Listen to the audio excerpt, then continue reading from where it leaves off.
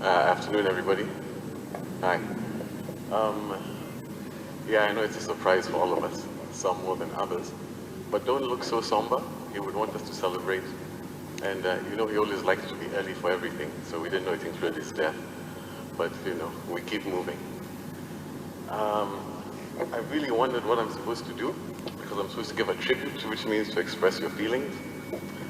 And I personally find it a bit strange, because how do you condense your entire life into 10, 15 minutes with someone? Sometimes it feels a bit insulting, but what would he want? And I've had the chance of writing a few speeches for him. He never read them. He just got the talking points. And he would say I should just speak from my heart and just to be honest. And then the second thing that hit me is, who am I talking to? There are people way above my pay grade. I will never understand what you do. There's my family over there. Hi, guys. All three of them took up Pamoja. They're friends and family. And then I realized one simple thing. There's one job where I'm the only person who's actually qualified to talk about. And I didn't have to work for this job, and that's being his son. And in keeping with his memory, because we all have to celebrate.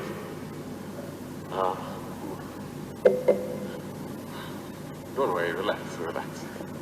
I'll explain what it meant to be his son. A couple of things people don't realize. All through my life, if I ever needed my dad, don't worry, I'm okay. He would want me to do this alone. He was available. It didn't matter if he was a surgeon, if he was a cabinet secretary, and that's because he believed in family, and it was always the same. One phone call, if he can talk, he talks immediately. If he can't talk, immediately he finishes, he would come to me. And that's for 38 years of my life.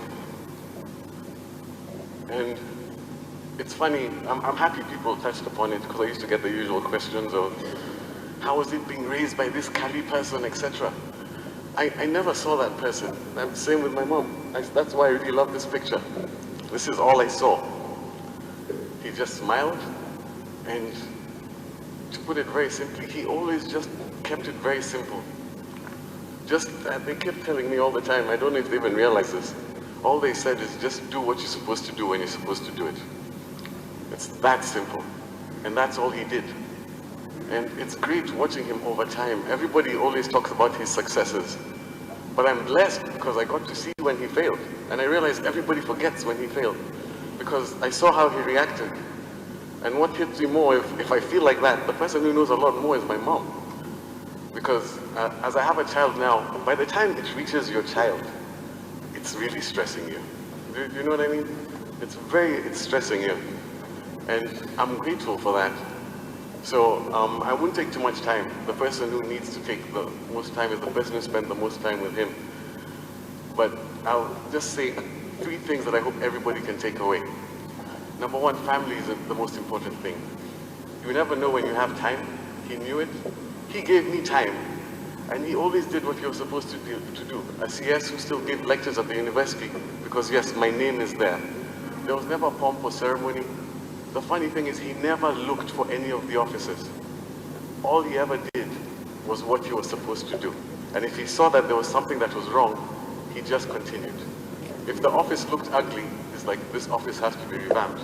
Where do I get money? If there are too few doctors, how do we organize doctors? And then pop.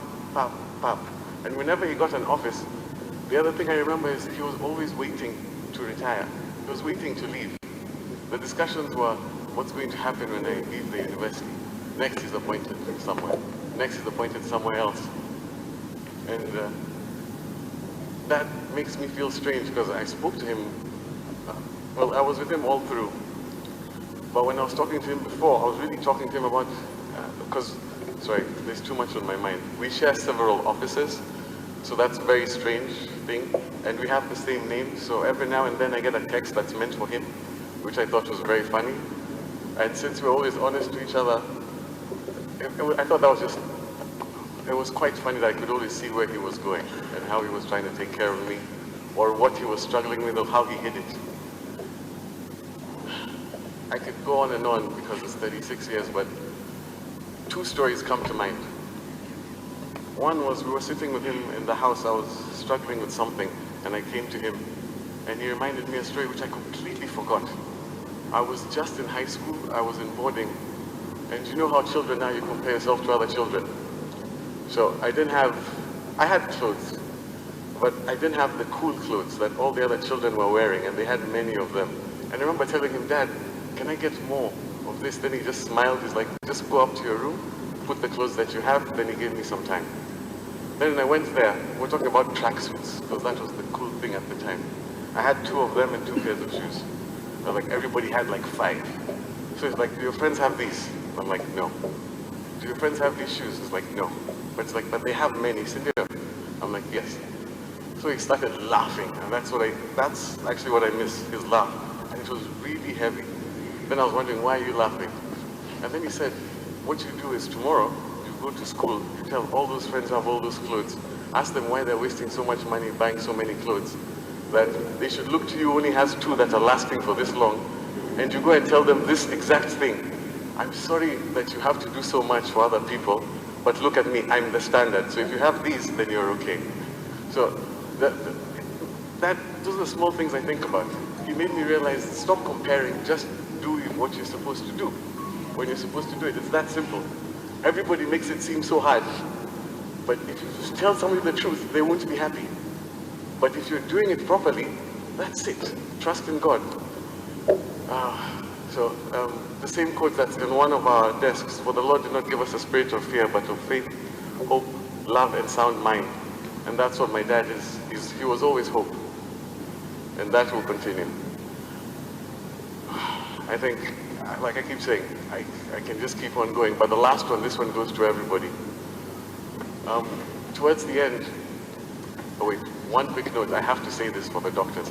How many professors do you know that most of their mentees are professors? You know, it's a small thing. If you're in medicine, you know exactly what I'm talking about. Those are the people who came to support and help me.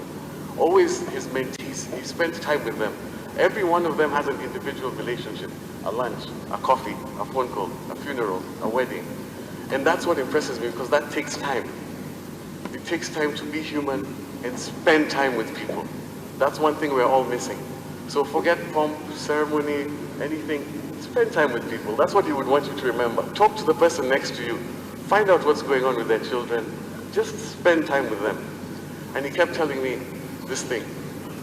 If there's somebody behind you, somebody stands behind you, what do?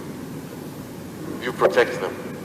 If somebody stands beside you, regardless of what they believe, their creed, their politics, anything, if they have decided to stand beside you, you respect them.